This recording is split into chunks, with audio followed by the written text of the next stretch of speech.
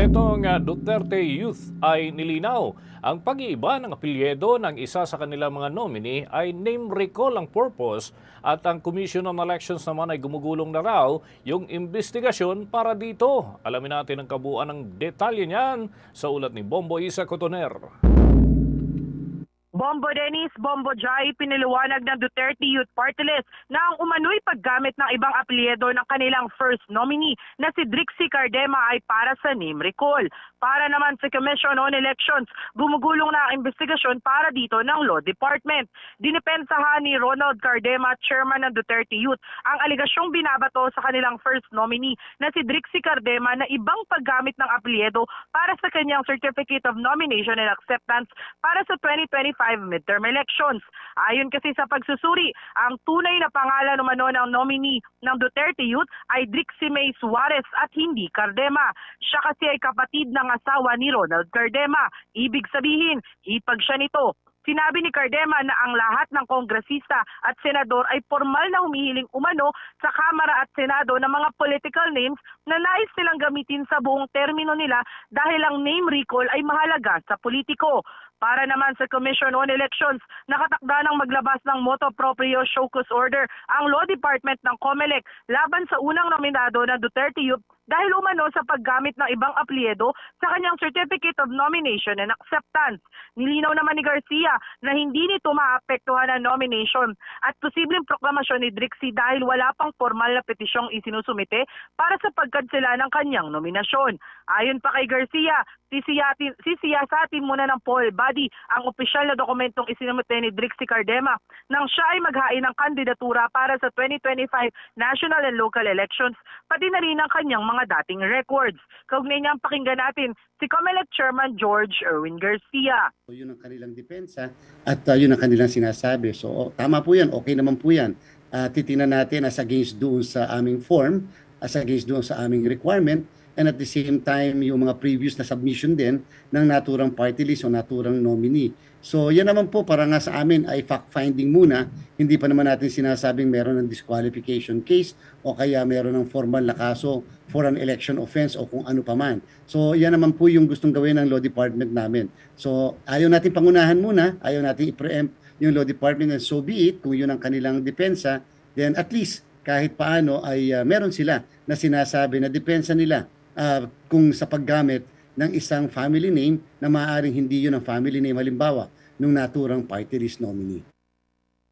Matatandaan pumangalawa ang Duterte Youth sa party list race para sa eleksyon 2025 na nakakuha ng 2.3 milyong boto. Gayunpaman ipinagpaliban ng COMELEC na umuupo bilang National Board of Canvassers ang kanilang proklamasyon dahil sa mga nakabimbing na kaso. Mula sa COMELEC Office, Lungsod ng Maynila, para sa Bombo Network News. Bombo Isa Cotoner, nagulat para sa Bombo Dennis. Yes, oo. Ang nais ko lang malaman, may time frame ba ditong tinitignan ang Commission on Elections, lalo't nakapag naiproklama na yung actually halos lahat, including yung bagong henerasyon. So nag-iisa na lamang itong although tatlo yung upuan nila, pero nag-iisa na lamang ang hindi pa naipoproklama among those party list organizations sa Bombo Isa. May target time ba ang Commission on Elections? Bombo Dennis, ayon kasi kay COMELEC Chairman George Sherwin Garcia, ang lahat naman ng kaso actually including BH party list na naiproklama na talaga kahapon ay aasahan na matatapos ito bago mag-June 30. So yung para dito naman sa Duterte Youth Party List, inaasahan natin na mga sa susunod na linggo ilalabas na nila yung decision nila para doon nga sa disqualification na inihain din sa Duterte Youth Party List. So yan din yung aantabayanan natin sa Commission on Elections dahil magiging malaking epekto yan kung halimbawa ba na ma-disqualify o hindi naman ang Duterte Youth Party List, kasi kailangan din natin tignan paano na ngayon i-distribute yung mga seats kung sakaling hindi man sila natuloy na maiproklama. So yan din ang ating aantabayanan, Bombo Dennis, sa Commission on Elections.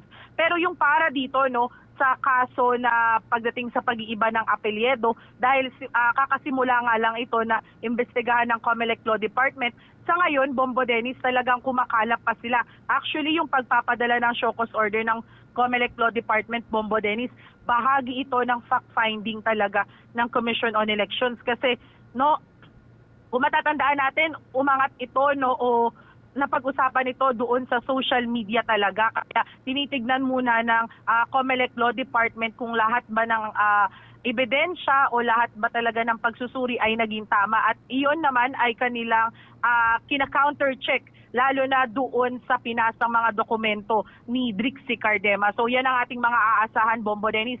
Pero as far as the COMELEC is concerned, talagang ang target nila na matapos itong lahat ay sa June 30, Bombo Dennis. Okay, one just last point. Yun bang late proclamation, kagaya ng bagong henerasyon, at ito kung sakasakali, no? Bagamat meron pang mga usapin tungkol doon sa apelyido na ginagamit, yung doon sa apelyido ng kanyang o apelyido ng asawa ng kanyang kapatid. Okay, so ito'y meron bang particular na requirements na personal na magkaroon ng seremonya o panumpaan yung Certificate of Proclamation from the Commission on Elections sa Bombo Isa?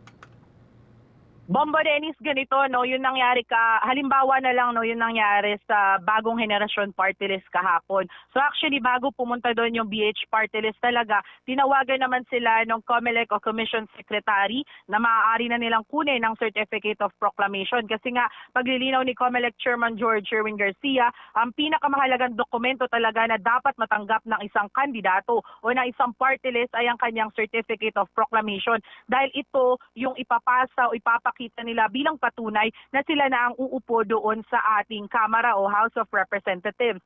So sa parte ng bagong henerasyon, talagang ibinigay lang sa kanila yung Certificate of Proclamation. Although pagtitiyak ni COMELEC Chairman George Sherwin Garcia, pirmado yun ng lahat ng miyembro ng National Board of Canvassers kahit wala sila doon sa mismong pagbibigay ng Certificate of Proclamation. At ayon nga rin kay Chairman, no, na inoferan din naman nila, no, ang BH party list na kung gusto ba na may parang ceremonial proclamation dahil open naman ito, no, at inaasahan natin yan sa susunod na linggo. So ang COMELEC, ino-offeran nila yung mga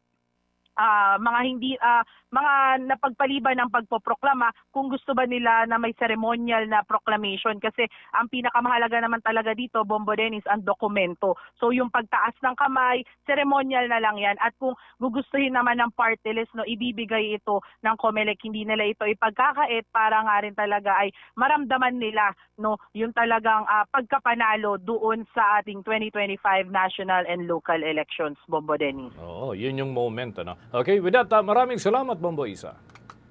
Mula sa COMELEC Office Lungsod ng Maynila para sa Bombo Network News, Bombo Isa Cotoner nagulat para sa #1 and most trusted radio network in the country, Bombo Radio Philippines.